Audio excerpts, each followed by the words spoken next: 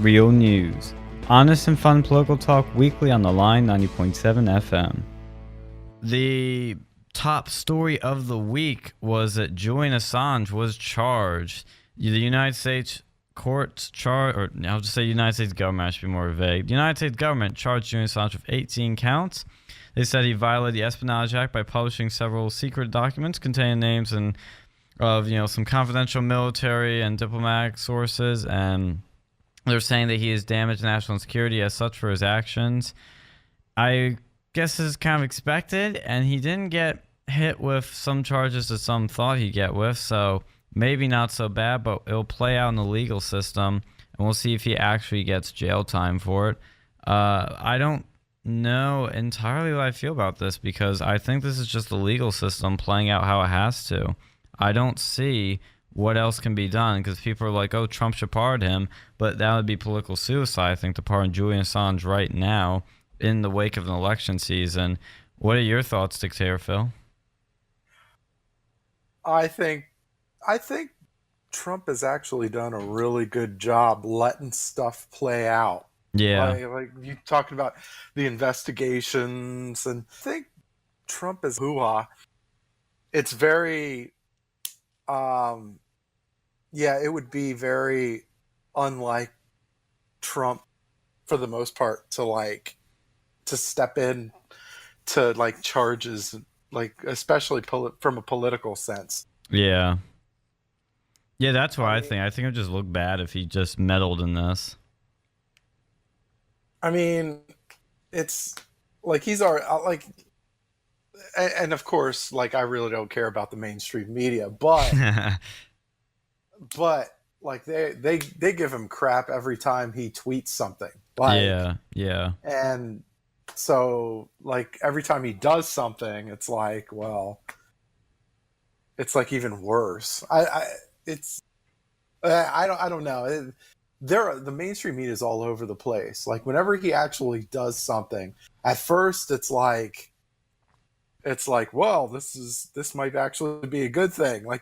You remember when they said that Trump, there was no collusion with Trump, and in the first hour of the mainstream media, with MSNBC and CNN, they were like, oh, well, this is a win for Trump. This is a win. And then after that hour, it was like, oh, there's still collusion. We're gonna get him. Yeah. It's I don't know. I don't know how to take it, but how I think the mainstream media is always going to react the way it's going to react. Right. But I don't know. I like how I think he should probably not interfere with anything. This is kind of a hairy situation too. What the charges, what can they really charge him on, since he's not an American? Yeah, I don't know, because I don't know if the Espionage Act, which is basically treason, can really apply to him. Yeah, I don't know. I wonder if is this for show? There's just certain things that confuse me in the sense of I assume that the U.S. is going to try to do something, but I don't know, because it's can they get him? What? Because I've never. I don't know. I don't know, because it's because he's not an American citizen. It's well, what rights is he afforded, and what punishments can they possibly give him? And right. I don't know. If they charge him, what do they send him to Guantanamo or something? What? I don't. I'm not really. I'm not knowledgeable on the situation. Surprise, surprise. But I don't know. It's just the whole thing is very. It looks very complex from, the eyesight perspective. Right. Yeah, I'm in the same boat where, even if I think what he did is morally wrong, in the right, what he did is legally wrong, but I don't know if that legality applies to him. There's a lot I don't know because I don't understand the law, and nobody in the media gives you a straight answer, actually does their homework to tell you if this guy can actually be thrown in jail because of this stuff, in U.S. jail. Like, I really don't know. But another thing...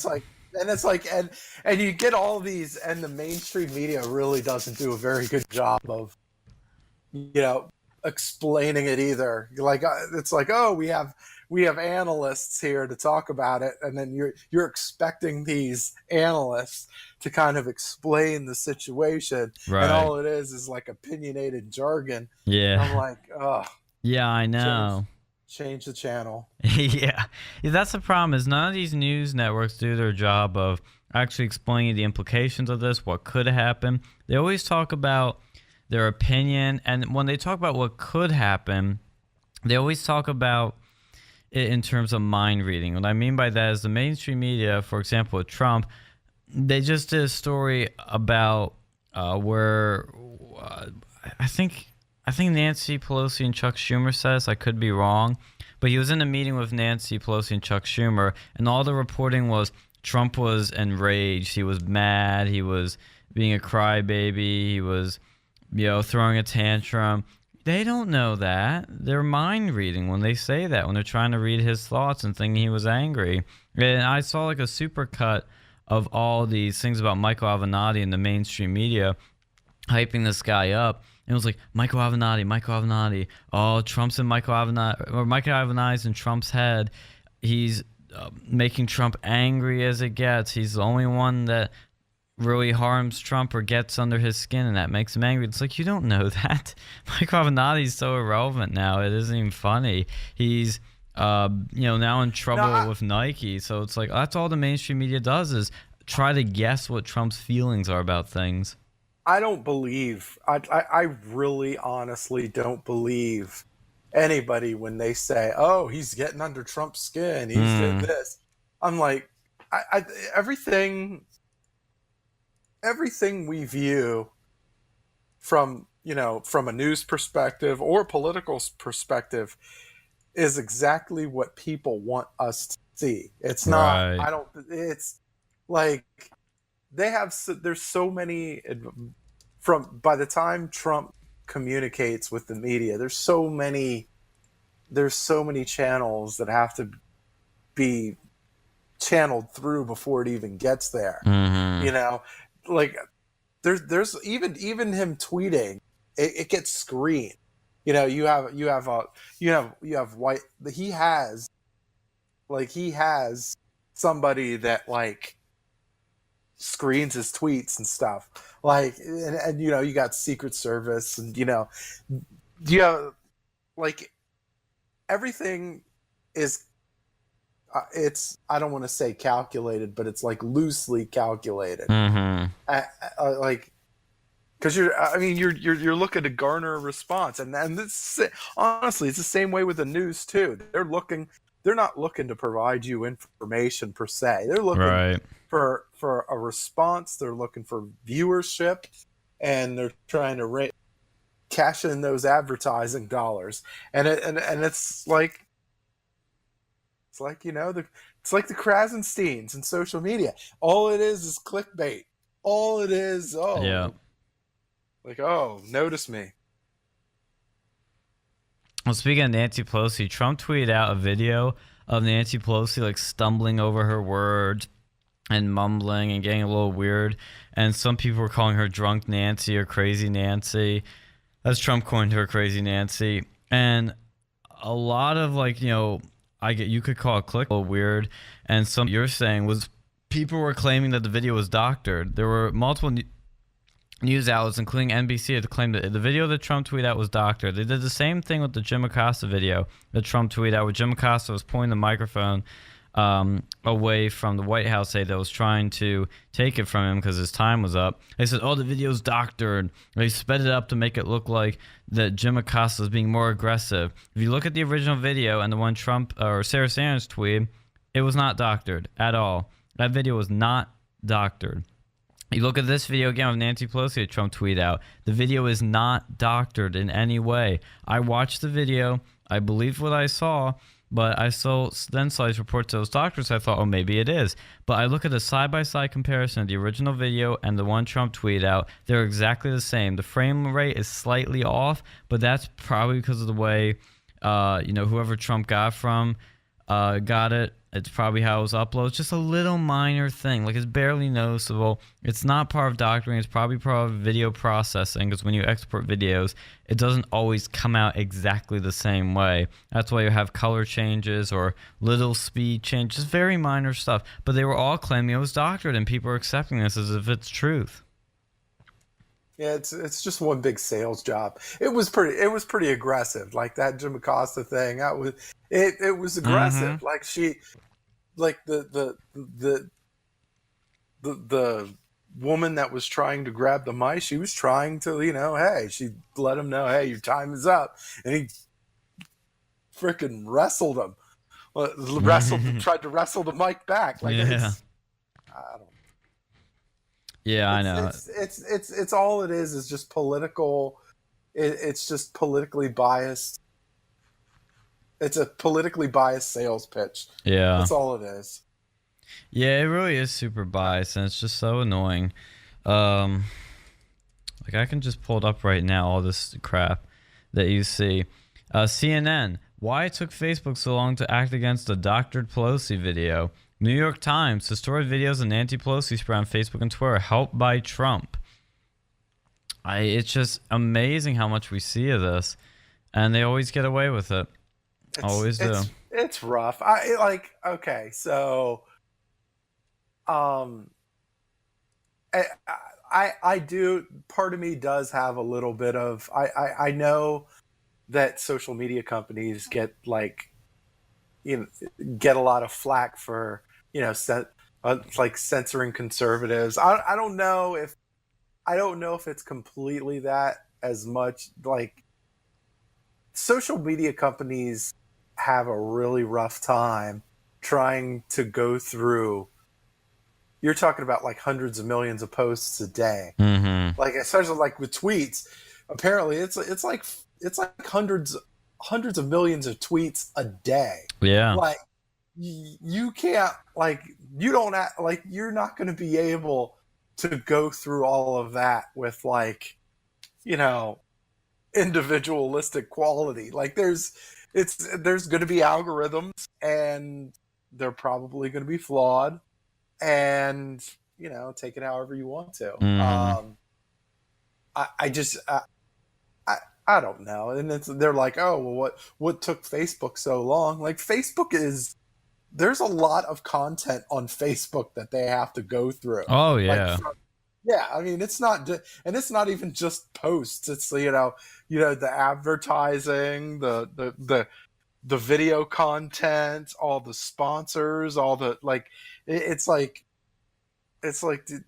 these people really, they either don't get it or they're really selling their fan base or viewer base or whatever you want to call them. Well, I found some other headlines. Did you say? Well, go ahead. I was just say I found some other headlines. Cool. Reuters: Trump retweets Dr. video of Pelosi to portray her as having lost it. Very biased headline. And I saw Hillary Clinton is responding too, saying, quote, "It's sexist trash," unquote. Hillary Clinton slams Trump after he tweets edited Pelosi video. And then now all these people are also blaming Facebook. I mean, what is Facebook supposed to take down every doctored thing ever? I don't think that's their responsibility. And where do you draw the line? If you make like a parody of somebody, or if you make a super cut to make something look funny, for instance, they would take clips of Trump and they would cut it up so much that he would sing a song. They would heavily edit so that they'd cut syllables out to make a, let's say they cut out part of him saying China or him saying huge, and it would make another word by the way they cut it up.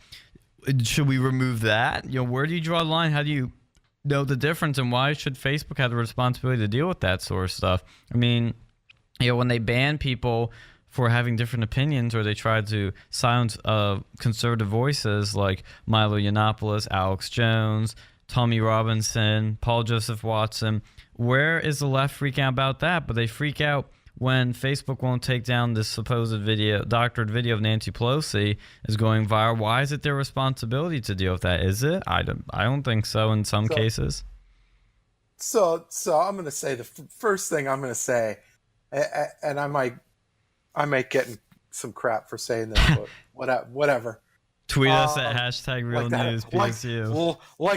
Like that's ever stopped me before. Anyway, no. One, criticism of women does not constitute sexism always. I agree. Like there's certain lines you're not supposed to cross. I got it, right? You know, but just criticizing someone or even making fun of someone does not constitute sexism or racism or whatever. Yeah. Like if there's certain words that are said or a certain behavior that is given that leads to a sexist tone or a racist tone, that's one thing. But just general, if I make fun of somebody and they just so happen to be a woman or they just so happen to be another race or something, that doesn't constitute sexism or racism. Right. There's just you have to, like, there has to be, you have to like like these people are really trying to hang on to this narrative, and they're trying to grab onto everything that they can. All this is social political Hail Marys. Like, they're trying to grab whatever they can to try to garner whatever effect they think they can get. But I mean, most people see through it. Like, most people really see through it. It's like, oh geez, this is some more what's the word that they call it? Spin. Virtue signaling. Oh, virtue signaling. Yeah. Lots of virtue signaling going on. Oh yeah. Like, and no, it's well, and of course, so and another thing, the problem. There's a couple of with the social media companies trying to handle all of these issues. It's like, well, it's a complex issue because it's like, well, why don't they do something? But the real question is, well, what exactly are the community guidelines? Mm-hmm. What are the rules? Mm-hmm. And what's, is there an even playing field? Like, that's the real question. Like, because it's like, it's not. I mean, you could say, oh, why should they? Why did it take them this long? Mm-hmm. Like, I don't. Well, one, we already know why it takes long. Oh yeah, it's a huge social media site. But it's like, well, trying to thread what's appropriate and what isn't, and what falls under community guidelines, whatever the heck that is, and what isn't. It's complex. Mm-hmm. Or maybe it is. I don't know. See, this is the thing. Like, when they tell you, when they tell you about the community guidelines or the community rules or whatever it is, they speak in very broad, vague terms. Very vague and broad terms. Right. It's like, well, it almost feels like, oh, they can say like it applies to basically whatever they want it to apply to or whatever. I don't know. It's the feel, but maybe it's not. I don't know. It's like they're all over the place. They're all over the place, but it's by design, because they're trying to protect their interests and trying to appeal to their fan base. So it's like, I don't know. Yeah, I understand. It's Those terms of service things are so vague.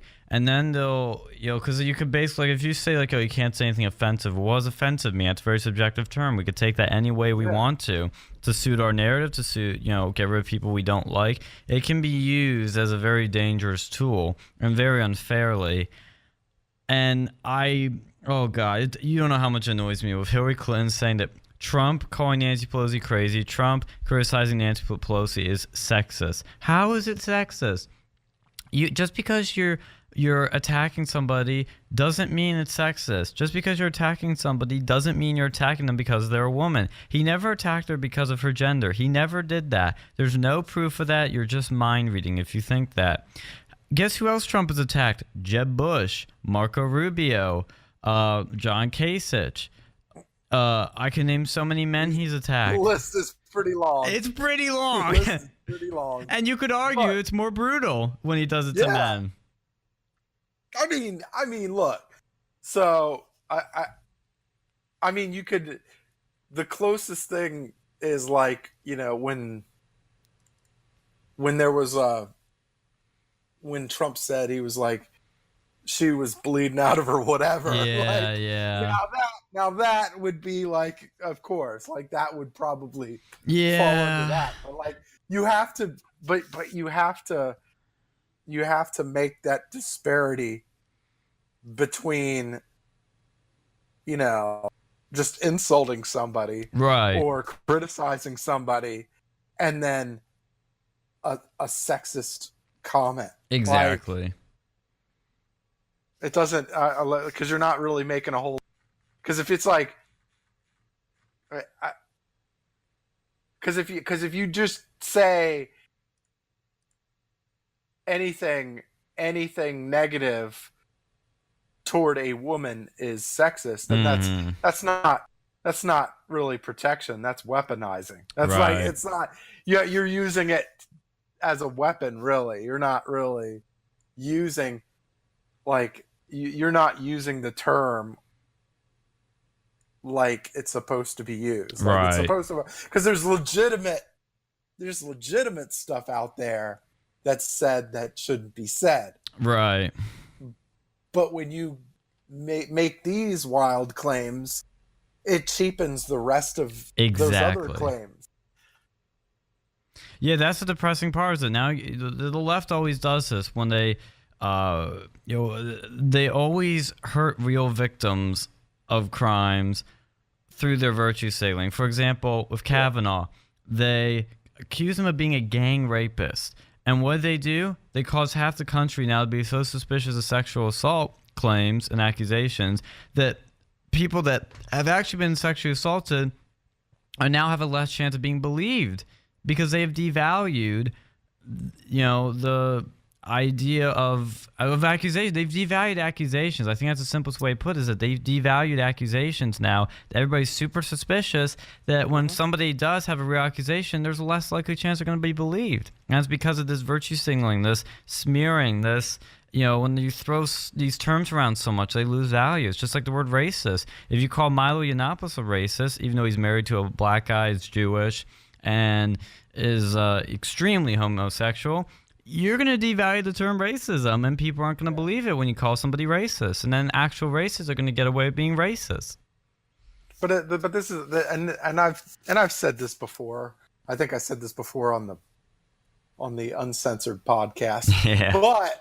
But I say no one deserves to be believed, right? They deserve to be heard, right? Right. When you talk about complaints and whatever, they deserve to be heard, and they deserve support from, an individualistic perspective, right? Like sexual assaults, right?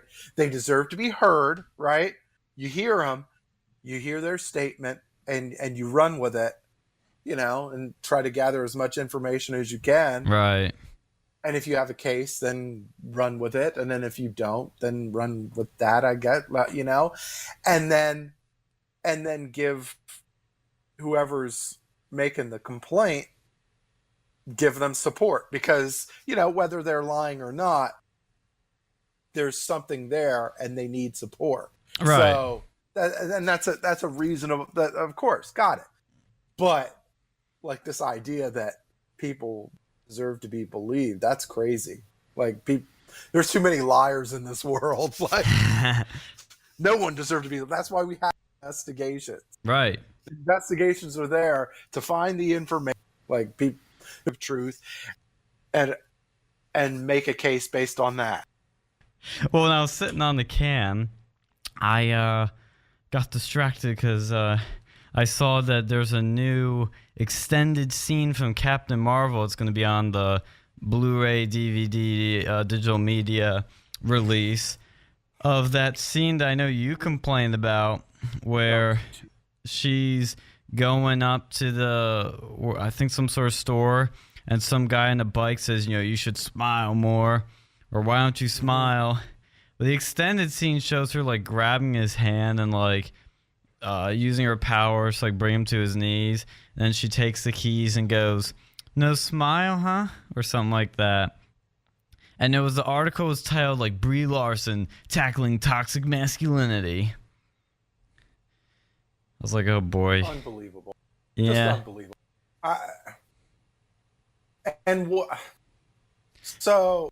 So again, with these terms, like if you're gonna bring these terms to light, like if you're just gonna make up these terms, can you at least define them? Right. Like, can you at least do me a favor, all right? Because there's a whole lot of people out there that want to understand. Like they will want to understand, or not even understand, want to just be supportive, right? Mm-hmm. Like we're both seeing people. We want to be supportive of them, whatever they want to do, whatever they want to be, and want to just understand and be more respectful of them. Of course, but you got to let me know what the parameters are so that I could, because I don't know. I don't know. It's like things. I don't know. Things get said too. And there's not a whole lot of I noticed this too. There's not a whole lot of room for redemption if somebody says something messed up. Right. Even not a lot of forgiveness. Especially if we don't even know if what we said was offensive or whatever. You got if you, and this is another thing, if you're gonna say if somebody doesn't know, legitimately know, mm-hmm. that whatever they said was offensive or rubbed you the wrong way or whatever, let me know. Yeah. Let me know. Yeah. Because I'm I would love to be able hey, all you have to do is tell me, hey, that's not cool. Yeah. Please don't say that around me again. I'm like, okay, all right, cool. Even if I disagree with it, I will respect your wishes because because I respect you, because I respect the person. But but if you just if all of a sudden you just lash out at me and then call me a sexist or whatever, I'm like, how much positive do you think that's really gonna do? Mm-hmm. And I don't believe that every person is a racist or sexist or whatever. I think everybody in general. I mean, now don't get me wrong, there are racist sexists out there, but oh yeah, I think for the most part, people are just trying to live their lives, trying to pay bills, and whatever. They're trying to just get by in this giant mess we call life, and so just if something bothers you, help us figure it out. That's all I'm saying. I mean, most people don't even have time to be racist or sexist, and they don't even want to be. Most people are good people. So it's just a silly idea that this racism in Trump's America, as they say, that racism is back, racism is on the rise. No, it isn't. There's just a few crazy people. There's 3 people in the entire country that just crawl out a little bit and take a peek and say, "Oh, I'm here. I guess I can be a little bit more vocal now. And then they get quickly beaten back verbally, and So you're back in their corners. You run the risk. You run the risk of. You run the risk of social criminalization. You know, like where you know, and I use that term like because criminalization. When you talk about criminalization, you're talking about like if you put people in jail for minor offenses, you're housing them in with some really bad offenders. Right. How do you think that's going to translate? Like, and the same concept applies for the outside, like you know, normal society. Like if you brand someone who may have said a joke or may have said something that they didn't know was offensive, you brand them a hood wearing racist. Like where do you think that's going to end up? You think that's going to be positive? You think that's going to be like, oh, I'm not like no. They're probably gonna if you banish somebody or if you outcast somebody to where they can't associate with the normal society, then then people are going to naturally associate with people that are not normal. Yeah. You know, because you can't tell people associate.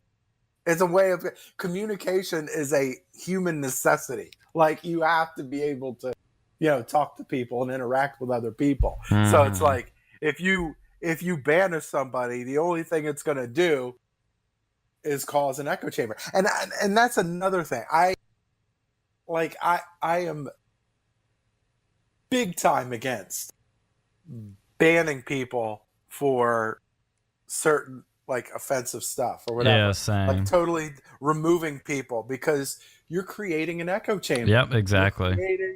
Like where do you think they're going to go? Like where do you think these banned people are going to go? You think that they're just going to be like, oh well, maybe I should change my ways? Well, maybe, or maybe you could go the other direction. Like you know, and that's not. I mean. I really don't see like we know this kind of stuff happens. That's the worst part about it. We know the consequences of this kind of behavior, and yet we're still doing it anyway. Oh yeah. Well, speaking of that, you know, in terms of offensive language and racism and banning people and whatnot, there's some Turning Point news happening. Kyle Kashuv has stepped down from Turning Point, but just a few days ago, he made this out of the blue random apology for some stuff that he supposedly said. And what it was, there are, you know, a bunch of, I guess you could say Twitter users, some kind of news-related people, have started to dig up some allegations that he said the N-word more than a dozen times in a Google Docs study guide. And he called one of the athletes at the school, one of the black athletes, the N-word, and then jocks. So, like, I don't really know the context of him saying this stuff, but, like, you know, that's the other thing is that today, when you say something, if it's a mistake, if it's not a mistake, whatever your intent is, that stuff that you say on the internet is out there forever. Because what he specifically did was, he didn't say it's like in a private Google Docs study guide that was just his own. He said it in one that was shared. And so people found it out.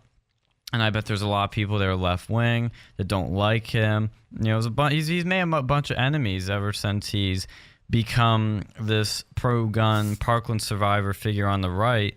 So people are going to find dirt on you and use it against you for whatever reason. You know, specifically just to destroy your credibility or to take you out as a threat. So, I mean, if I was in Kyle's position, I'd be like, oh boy, you did something really stupid there that now is coming to bite you in the back. There's a lot of crazy people on the left too. I'm sorry. Like, if you're look in social media, right?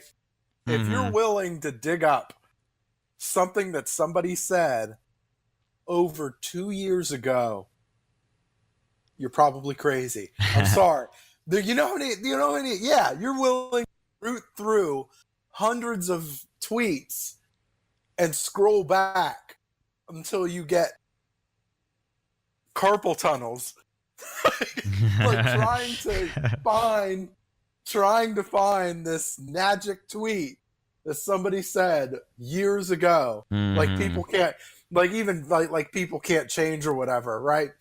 But if you are that driven to find something that somebody said that long ago, you're probably crazy. I'm sorry. You should probably talk to somebody. Who isn't crazy in your mind? Who's normal? Who's sane? Okay, so there's different levels. So it's on a spectrum. Crazy is a spectrum. It is a spectrum. And there's good crazy and there's bad crazy. And everybody has a little bit of, everybody has, their own individual quirks, Right. Like everybody has quirks. Like quirks are just something that are unique to them. Or maybe, it's like some people enjoy spending time with themselves or more than others. Some people are more social than others. Some people like to have sex more than others, right? Some people, I don't know. Like it's just like your upbringing and whatever, and the people you associate with make you who you are and whatever. As long as you're not, committing crimes, hey, whatever floats your boat, right? Right. But like crazy is like obsessing. Like obsessions are crazy. Like that is like, that's an obsession. Like if you're looking up somebody's Twitter feed, that's like an obsession. Right. That is a serious obsession. Like I'm driven to find this person's, like Kevin Hart. Like when they found Kevin Hart's tweet from like years ago. Yeah. Whatever, like it's like, come on. Yeah. Come on. Like let's reel it in a little bit. But some of these people crazy. All right, come on now. You're like, I don't. Like there is like.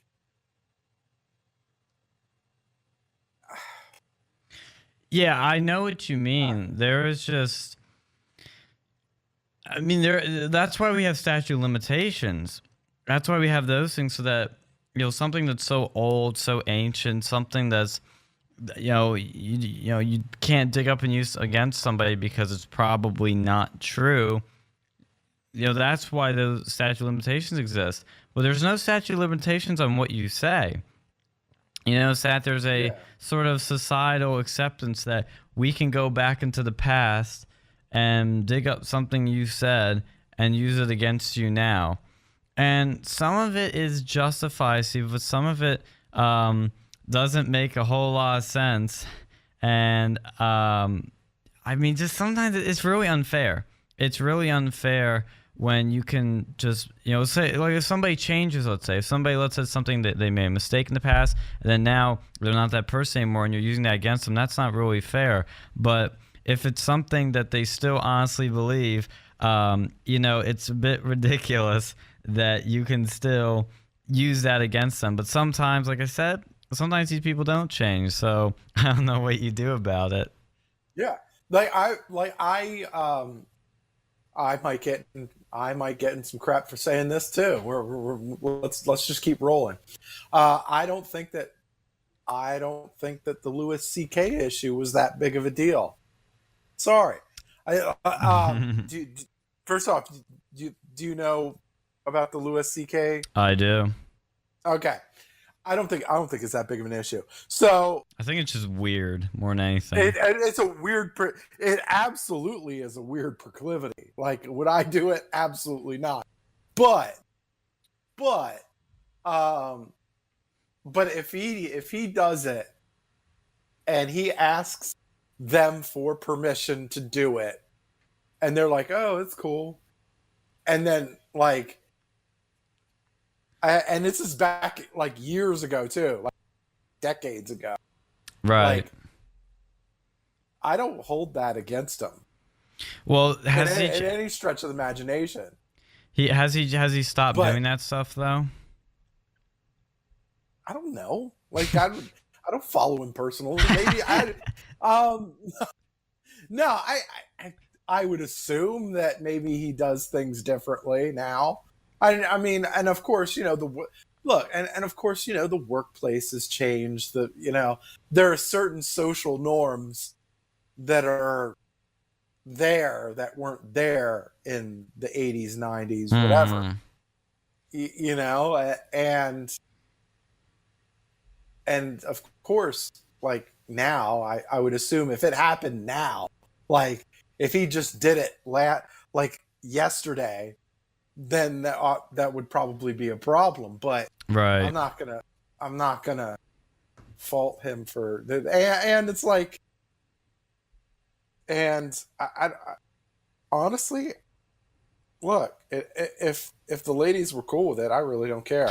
Yeah, Like, yeah, if they consent. it is like, yeah, and it's like, you know, and nobody cares. And honestly, and this whole thing, like, that's some virtue signaling too, going after celebrities. And like, no, stop. You don't care. You really don't care. Like, or maybe if you care, maybe that's one thing. But the people that are going to, like, okay, so Louis C.K. is probably one of the funniest comedians out.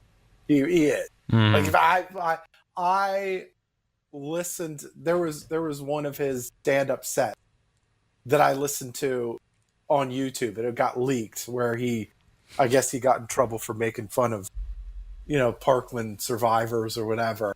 I listened to it and I was laughing. It was funny. It was funny. The whole thing was funny.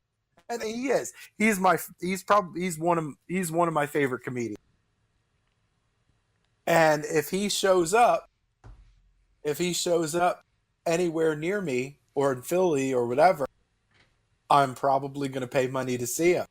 I don't care if he said something or did something back in the 90s. Heck, I probably won't even care if he did something a couple months ago. Like, look, he's funny. I paid money to have a good time, and he can provide that good time. And so I don't really care about all the rest of that.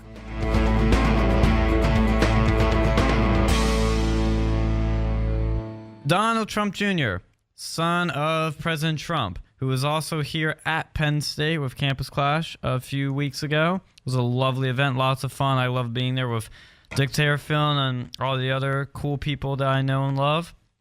It is now come up in the rumor mill that Donald Trump Jr. wants to run for New York City mayor.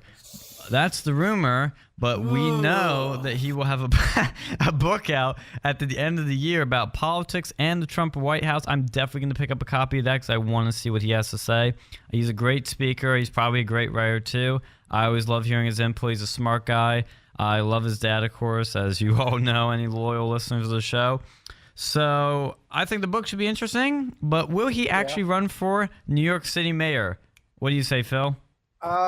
Well, let me start off by saying that after seeing Donald Trump Jr. in person,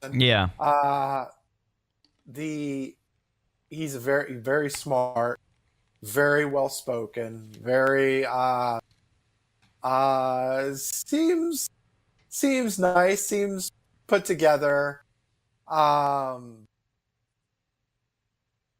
but running for New York mayor, woo! I mean, I think that might be an interesting one there. Yeah. Do you think he could win? Does he have a chance? I mean, no. Not at all. And I'm not saying that because he's not smart or talented or doesn't have the resources. He has all of those things, but New York City. It's quite liberal, isn't it? It is. It's about as liberal as it gets. Um, it's I have no faith in New York City. I Like that's think the only problem. Like I don't. It's not that I don't have. I have complete faith in Donald Trump Jr. I same. don't have faith. I don't have faith in New York City. That's my thing. Yeah, and they love to elect some really weird people. Like they really love to elect weird people. I mean, look, De Blasio. He's about terrible as it gets. Bloomberg, yeah, that's another weird. Yeah, the whole thing. I mean, Giuliani. I mean, look, Giuliani was good, but it's like New York's far removed since Giuliani, and yeah, Well, I think it's a very interesting idea because I think Donald Trump Jr. definitely sees a future in politics. I think he definitely wants to get more involved. oh yeah, no, if he wants to get in politics, I am sure he could run for office anywhere else and be extremely successful at. Right. But yeah, New York. I don't know. I don't know either because he has a lot of pluses going for him. Like I say, he's very smart, very good at marketing like his dad. He's got big name recognition. The Trumps already have an established brand in New York City. But he's a guy. Yeah, he's a guy that can check off every block. Like every block that you look for in a politician or yeah, he checks off all of those blocks. But yeah, that's not going to cut it in New York City. Like, well, yeah, it's so liberal that I don't know if he could win. I really don't know. I mean, it is extremely liberal, and it's a city, but they did elect Giuliani. I know it's a long time ago, but who knows? It could be possible because De Blasio is so. I think what Junior might be looking at is that De Blasio is so bad, nobody likes him, that if he comes up and runs as a Republican, just his name recognition alone would bring out a bunch of Trump supporters, and all the Democrats would just stay at home and wouldn't vote. That's, I think, what he's looking at as the possibility is just he'd win on turnout alone. It's possible. It's a risky move. He could do it, but I don't know. You're talking about it's the home of mainstream media. Yeah. I mean, it's gosh. I'm like, and I'm sure he's and I'm sure he's passionate about New York City, growing up around there, and and I mean, yeah, for me, it's like, well, you support somebody that's going to be going after somebody that's that passionate about that area. Totally respect that. But I look at what's there already, and I'm like, I don't know. Well, to give some more context on this, in 1994 to 2001 was when Giuliani was mayor. So he was mayor for 8 years, from 94 to 2001. Right. And then Michael Bloomberg, who was a Republican, was mayor from 2002 to 2013. And I think he was Republican for half that time. And then he was an independent for part of it. And then de Blasio, who's a Democrat, has been the mayor for 5 years. So, and that's longer than I realized that de Blasio's been there. But people hate him now. So it's possible it could go back to Republican. It wasn't that long ago when it was. I mean, it's possible. It is possible. Man, what a tall task. What a tall task for that one. But I mean, hey, I guess if anybody could do it, probably him. Well, that's the thing. Who else could run as a Republican and win other than a Trump? Yeah, I think, yeah, I mean, I just, dude, I have no faith in New York City, though. Yeah. I don't. It's not like I could see it being a place where everybody, like, you could hit all the right buttons and still lose embarrassingly. Right. And it's not your fault, and it wouldn't be his fault. It'd just be New York. It'd just be city. Yeah, it's a big toss-up. So it's the home of AOC, you know? Yeah. Ugh. Yeah, I don't know. It's an interesting one, but we'll keep following it and keep people up to date on that because that's very interesting. And when his book does come out, I'm going to buy it and I will review it on air. I'll give everyone a honest review of it, and just tell you all like if I recommend it or not, because I think I would definitely think it's going to be an interesting read. So we'll see what that book is like, and I would be interested to see what it's called too. So there has been no title released yet, but yeah, I guess we'll go into some UK news right now because this stuff is kind of interesting. So right now it's election season in Britain, and Theresa May the other day has quit as the Conservative Party leader, which means that she'll be resigning as the Prime Minister on June 7th. Boris Johnson, my boy Boris, I love Boris Johnson, who's friends with Trump, is a populist Brexiteer, is the favorite now to be the Prime Minister and is the favorite to be the leader of the Conservative Party. I sure hope he gets it. Oh, that'd be awesome. But Boris... Yeah, I love him.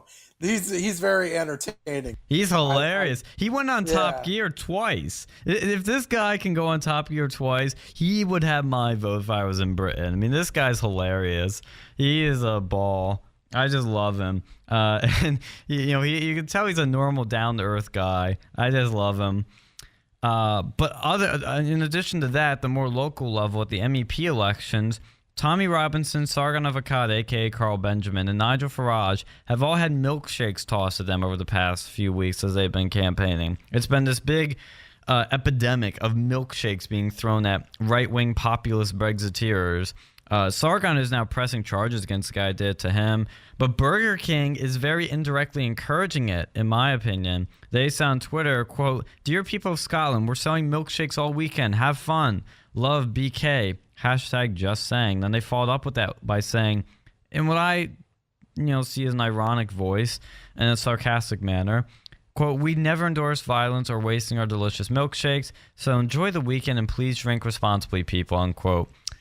Why is this being encouraged to milkshake people? Ricky Gervais is one of the few people who's on the left, arguably on the left, that came out and said, I would slap anyone that did this, like basically like spanking a child.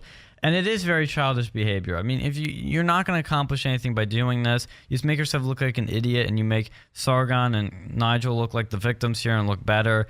It's just stupid. You're not engaging. You're not having a conversation. You're not being constructive or productive in any way, just being a child.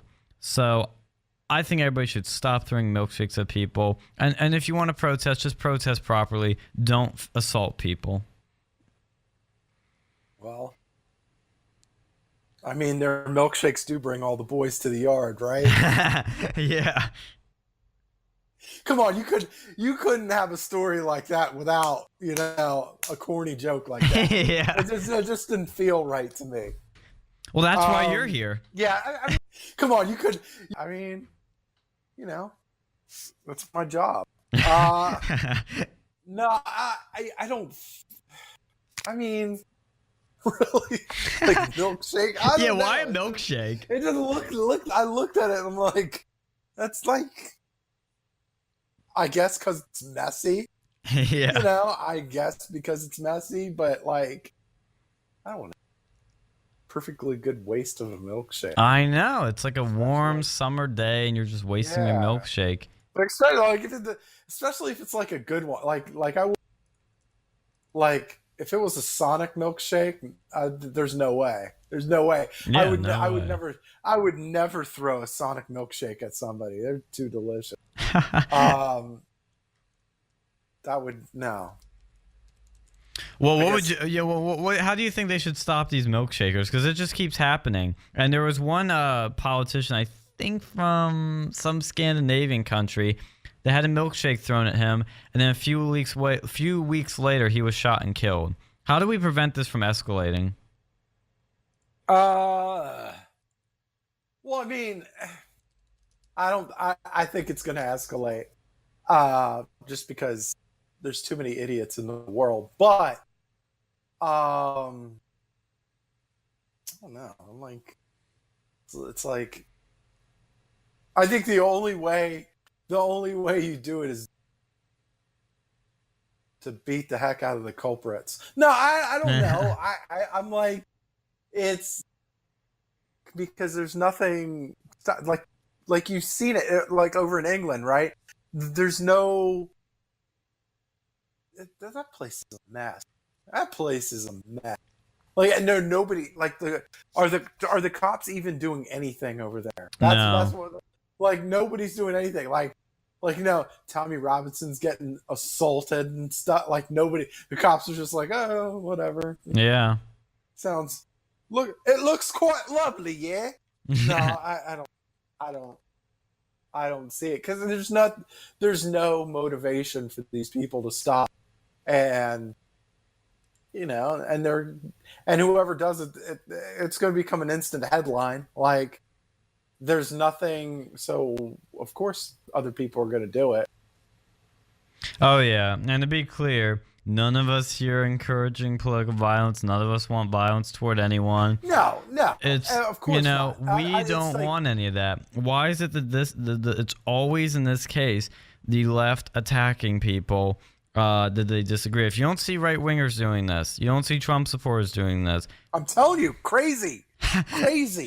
We're going back to the original conversation. They're crazy, right? A lot of these people are crazy.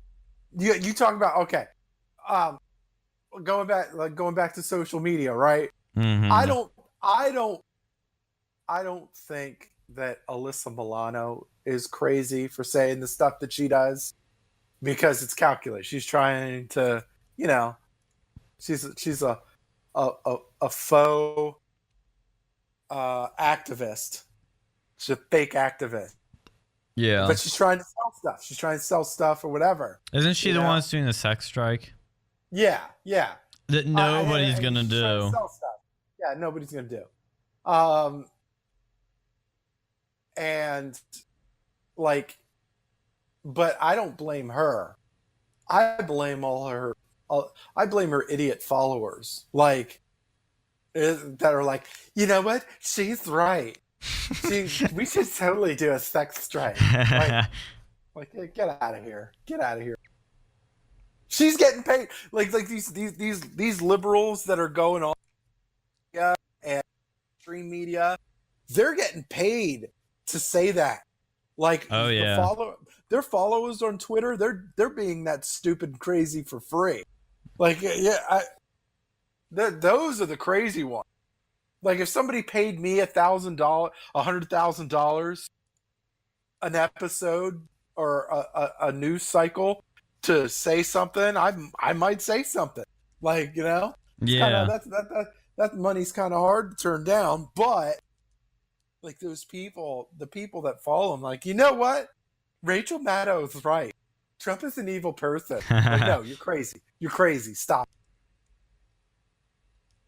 I know these people like that go out of their way to buy a milkshake and then throw it at people they disagree with. You got to be insane to do that. And they were even selling outside some polling places free milkshakes for people. I'm like, you guys are not helping this. You are hurting the country. You're sowing discord. You're sowing division.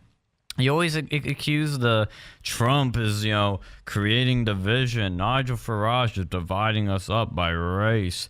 They always do. They pull this time where they're saying that the other side is dividing us, but they're the ones dividing people. They're the ones encouraging this violence. They're the ones that are promoting it. They're not helping it. Obviously, the free milkshake stand doesn't directly encourage violence, but when you're standing outside a polling location, in the midst of all these milkshakes being thrown at Brexiteers and right-wingers, and and some of these people aren't right-wing. Like, Sargon isn't technically right-wing, but people that are pro-free speech, that are pro-Britain, that are anti-EU, and you're doing it in this context. You're selling these milkshakes.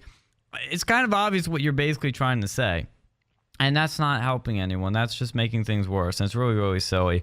But I'm glad, though, that Theresa May has finally stepped down and Brexit will hopefully finally happen. Boris is promising it to happen in October, deal or no deal. So I just hope it happens finally. Because people vote on this. We're not doing another vote. I don't like this. Oh, let's just hold another vote. No, we already voted on it. People have already decided. You don't just do it over again because you don't like the results. Yeah, I don't. It's tough because, again, I don't like. England is just one of those countries where I'm just like, got a lot of weird people. Just a lot of weirdos. Oh, I'll say. A lot of cool people, but a lot of weirdos too. There's definitely a yeah, you take the good with the bad with that. Yeah. No, I think it'd be funny as heck if Boris Johnson comes. Oh, please make it happen. It would be amazing to see how Trump would interact. Oh God, they love each other already. They love each other more now. Oh my God, it'd be fun. Like, imagining like Trump welcoming Boris Johnson to the house. Like, oh my, like, yes. That is a meeting that people would probably pay to see. Like, oh, I would. Like they even look similar. They both have that blondish golden hair. They both have a similar personality. Like he's basically the Trump of Britain. Britain's Trump. Yeah. And oh my God, the U.S. and Britain would never be tighter ever than like this if it was Trump and Boris. Oh God, I hope that happens so badly. It'd be just fun to watch.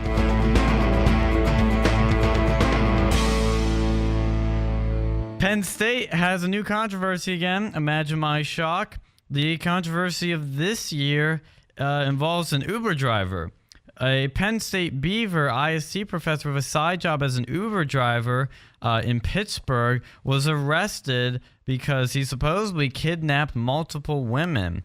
What he was doing was that when they get into his Uber car, or quote-unquote Uber car, it wasn't really an Uber car, that he would basically try to kidnap these women. One woman didn't use the app, gave the driver, that's his Penn State professor, $10. And he started asking her about relationship status. And she got nervous and scared, but eventually got out of the car. So, God, what's with Penn State? It's like 1 year it's Sandusky. Next year it's the Beta Theta Pi frat kid dying. Now it's a PSU Uber driver kidnapping women. What's next?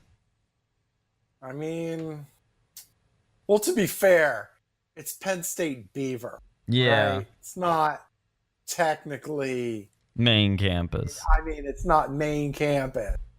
No, but seriously, this, like, that is so disheartening. Like, because you're talking about, like, I loathe it because there's already like bad. There's already bad. I don't want to say there's like a not so squeaky reputation of professors, like, and like and the media portrays it like, and there's a lot of respectable professors here, but there's a lot. I mean, like the media. Like portrays some of them as like sleeping with the students and all that craziness, right? Like, and I'm like, look, this is the kind of crazy stuff that really gives this place a bad name. Not like, I mean, not that the other stuff doesn't either, but like, it's terrible. Like, why? Like, but first off, like, how much do these professors make? Like, why would a professor be an Uber driver? Like the first. Yeah, well, this is why. Are you riddled with debt? And like, are you riddled with debt, or do you, and if you're actively like, you really gonna use the Uber driver thing to, just to, try to cop a cheap feel or something like that, dude. Like, Yeah. get out of here. Like, no, this guy, if he's guilty, he should absolutely be fired, banned from teaching ever again. But Yeah. but it's just that angers that angers me, because it's like you're taking advantage of people, and Yeah. and it's like, look, and they trust you. Like these people, they're getting into Uber, like they're trusting you to be able to go from point A to point B, and you're like taking the long way and asking them all sorts of awkward questions, and like, look, I'll tell you honestly, I feel bad. I feel bad for a lot of these women. Like, I do. I just like it's hard for a lot of these women to go anywhere Yeah. without being put in a weird situation. You know? Yeah. Absolute weirdness. Like, Well, I won't go into details on this, but I've had a few cases this week where my girlfriend has had some weird encounters with, men on campus. yep. And this is during when, there's not many people here on campus. It's pretty much dead. And yet every week we've had a weird encounter of a guy that's trying to, get with her. And it's so, I obviously from her perspective, it's going to be worse, but it's just so frustrating. It's just like, come on, guys, you know better. Just stop. Well, they don't, but Yeah. but or they don't care, but Yeah, they don't care. no, but it's like, and it screws it up, for everybody else. Right. But like, because like when you do something that weird to a woman, she's naturally going to have a hyper sense of caution. Mm-hmm. Like, her sense of caution is going to be jacked through the roof. Yep. And it messes up, because like I'm a cool person, and I just like, I like talking to people. You do. I do. I could start a conversation with a random stranger, and I could have no problem with it. But it's like, there's like this sense of weirdness, and it's justified, because there's a whole lot of weirdos out there. Mm-hmm. A whole lot of weirdos, and of course ID channel screws it up. No, but it's like, you can't, and like these women just go through, the minute they step out of their dorm room or their house or whatever, it's like you're being put in a bad situation. Yeah. Good Lord. Can you not, like, can you actually handle yourself? Yeah, I've noticed it's a lot of guys that have terrible social skills, that don't know how to interact with women, and it's guys that are super thirsty and desperate, that they just do irrational things. I mean, there's most people don't do this though.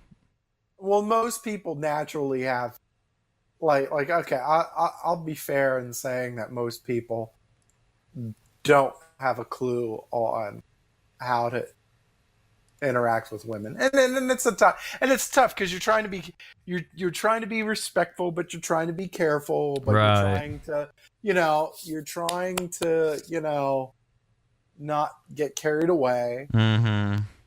You're trying to find that medium balance, and because there's a natural heightened sense of caution, but it's like I stop messing it up for everybody. Exactly. Yeah, and that's the thing for me. Just because you can't handle your stuff, okay? Don't take it out on me. Yeah, I know. It's always these people that, make it look bad for the rest of us, and they'll scare women away from guys, Or, you get this idea that there's toxic masculinity or there's a rape culture, and feminists will jump on these freak examples, these weirdos that are not most guys, and just, say, oh, this is what all men are like. It's like, no, that's not fair. Most guys, I mean, I don't think any man knows how to really interact with a woman 100% properly and perfectly. Like, it's hard. We're different people. Men and women speak different languages. But you find that common ground. You find a place where you kind of gel with, you have a good chemistry, and you go, all right, we're different people. I've caused somebody that was struggling to get women for as long as I could, as many of our listeners know, and as Alex and you have mocked me for, rightfully so. It's a challenge, but as long as you're nice, as long as you're respectful, you're not going to creep people out. You may, be, not stand out. You might, get. I mean, so there, and of course, there's a difference between being weird and then just creepy. And then just, well, I mean, even creepy. Like, this is like illegal. Yeah, it's quite illegal. Like, you're not supposed to do that as an Uber driver. Yeah, I know. You're not supposed to do any of that. It's called kidnapping. Yeah, I mean, I'm pretty sure kidnapping is against the law. Yeah, kind of is. Yeah. Last time I checked my Wikipedia page. What does an incel fellow think about all this? I highly detest the situation. I don't know. I don't know if I can do it that good. You always do a good incel voice. No, your incel voice is good. I get to pass from me today. Yeah. Well, I appreciate it. I just like. And again, and this screws it up for everybody. And talking about it screwing it up for everybody else. Now Penn State's going to have to be overly, cautious too. And now they're probably going to have to do a whole bunch of remedial stuff. Like mandatory sexual harassment training, and I don't.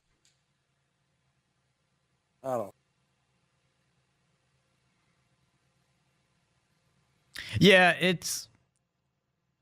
I mean, I think society just needs to learn how to just.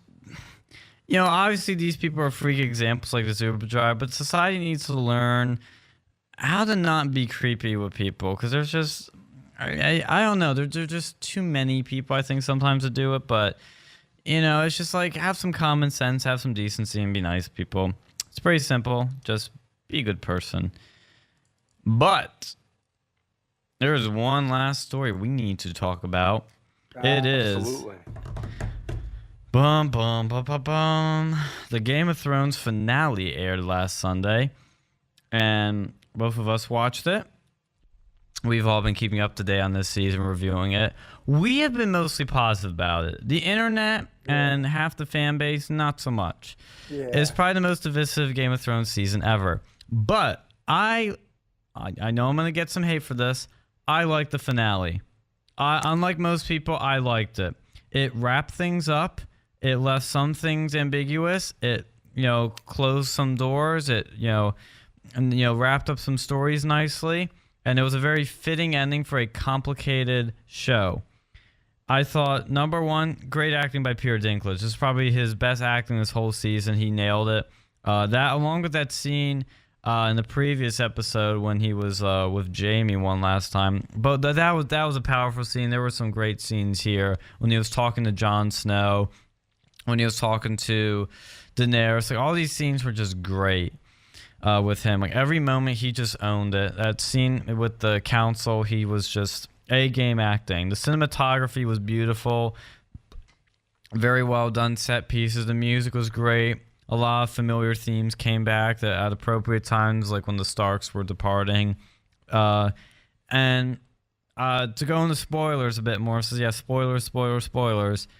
Jon kills Daenerys. Expected. We kind of both predicted that. It was done correctly and well.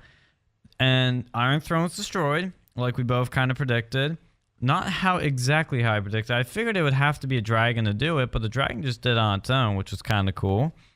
And then after that, Arya goes off and is now going to explore beyond Westeros, which I thought was pretty good. It leaves somewhat of an ambiguous ending, something she'd probably do, and something that she'd hinted on doing before in previous seasons. And Jon Snow is outcasted to the Night's Watch, which, again, I know what people are going to say. Jon Snow should be on the Iron Throne. Jon Snow should be the king. No, he shouldn't be. Even though he has leadership qualities, even though he's a great person, even though he's moral, even though he's strong, he is in many ways a tragic hero because he doesn't want to be a leader. He doesn't want to be king. He's always denied the Iron Throne. He doesn't want it. He's seen what power has done to Daenerys. It corrupted her. If anybody is, crapping on this finale and going, oh, it's disappointing, oh, I don't like how this turned out, just remember, this show is about one word, power. That is the theme of this show. The theme of this show is that power corrupts. And that is the choice. The Jon Snow makes the honorable choice of not taking the throne because he knows it will corrupt him. It corrupted Daenerys, who was considered this great, wonderful girl that was going to bring change. It can corrupt the most honorable, nicest, well-intentioned people ever. So that's what they showed here. And then, so what they do is they have to pick a king. I mean, who's going to take it then? Daenerys doesn't have any other lineage left. It's just Jon, and Jon doesn't have any children, so who's going to be king? So they pick Bran, or Tyrion specifically picks Bran, which I thought was cool that Tyrion got to pick him. It's almost Tyrion's redemption for all the mistakes he's made recently. For such a smart guy, he does make some mistakes. But, Yeah. That made a lot of sense because Bran, being the three-eyed raven, knows everything. He knows the past, present, and future like nobody else. He's very wise. He's emotionless, which means he's going to make rational decisions rather than irrational decisions. He can't have kids, which means no more lineage, no more family dynasties. And he's young, so he's going to live a long time. So that all makes perfect sense. I don't know why people are disappointed. I don't know why people are freaking out. I really don't get it. I thought the last bit was also the part where Brienne writes Jaime's she sort of like caps off his story in that book. I thought that was a beautifully powerful moment. I thought the ending with Jon Snow going out with the wildlings was a beautiful, simple moment that echoes back to the beginning of the show. I mean, the season was a bit rushed, I will admit, but I don't know what I would do differently here. Like, plot-wise, I don't know what I would do differently. Well, I mean, it could have went. It could have went a million ways, and I think the majority of the internet just they wanted to just be entertained. Mm-hmm. I don't think they were looking at this whole thing from a complexity perspective. Right, and this is complex as it gets. Yeah, they're like, ooh, dragons, ooh, fighting, nudity. All of that was great. Mm-hmm. And then but I was like, no. I mean, I think you and I were watching the show just because of the complex storyline. Oh, 100%. It was just layered. It was just layered in complexity, and I absolutely loved it. Me too. I love it. And maybe I felt like, I felt like I didn't see the John being, I didn't see it coming. John going to the Night's Watch. I didn't see that either. That surprised me. And the Bran being crowned king surprised me. I heard a couple rumors. I heard rumors of that too. Yeah, I didn't completely. It's not like I didn't not see it coming, but it's like. But still, there are people that are like, "Oh, there were no surprises, no twists and turns." No, there was two massive twists. Most people did not predict Bran to be on the Iron, to be the king in the end. There's not going to be that many. Look, when there's that much speculation. Yeah. what kind of surprises were you expecting? Yeah, it becomes Like, hard to nobody, surprise people. like what? What was the Night King going to regurgitate, regenerate itself, and then Yeah. become like what? No, what? Get out of here! Like, no, because there was constant. Like even the last week, there was like, oh, who's going to take care of the Iron Throne? And there's these speculate all over YouTube and Twitter and all.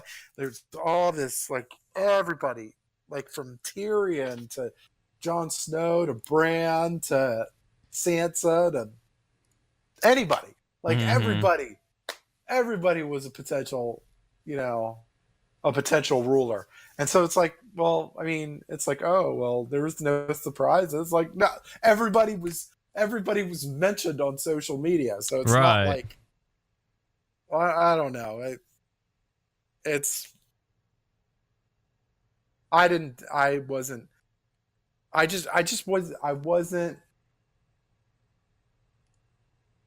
I wasn't expecting the Jon Snow storyline to play out like it did, but like. Well, I figured because they said it'd be a bittersweet ending, which seemed appropriate for the show. I thought him just killing Daenerys would be enough to be bittersweet, but they made it a step further by he does, he lives through it. He's not, injured. He's still going to be alive, but he really did the right thing and had to pay the ultimate price for it. And that's his character. He does what's right no matter the cost. So it makes sense. Like, I mean, I don't like when people are outraged, I'm like, this, like nothing here doesn't make, is inconsistent with the show's logic. It makes perfect sense. Like, this is how this show works. Not everyone gets a happy ending. You'd argue that Arya probably got the happiest ending, or Sansa got the happiest ending by being crowned King of the North, or Queen of the North, I should say. I'm used to hearing the King of the North. Yeah. But the Queen of the North, I mean, that's a pretty good ending for her. Pretty good arc, very redemptive. But, like, I mean, Jon Snow, this is what he is. He's the guy that will, do whatever it takes to do the right thing. And if it means that he's not going to be king, if it means he's going to have to be banished, he'll do it. And that's what he did. I mean, it kind of wasn't given a choice in some ways, but he was willing to be put in that situation. Yeah, I mean, it's like, it's not that, like, I liked it. Me too, I liked it. You liked it. Yeah. And, I guess, hey, we'll just have to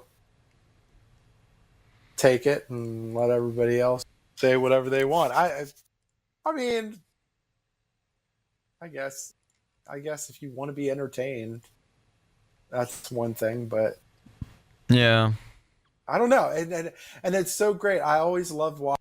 I know I said this once before, but I always love watching the making of the episodes, like, or behind the episode. I really like watching because you could tell that so much thought and so much puzzle and complexity went into each episode. Like, I was disappointed they didn't have one for this episode. Yeah, because they had a behind the season. Like, they had a whole one. They had a whole behind the season one. Like, not like that it was like a long one. It was more so about the whole season in general. Okay, I'll have to check that out then.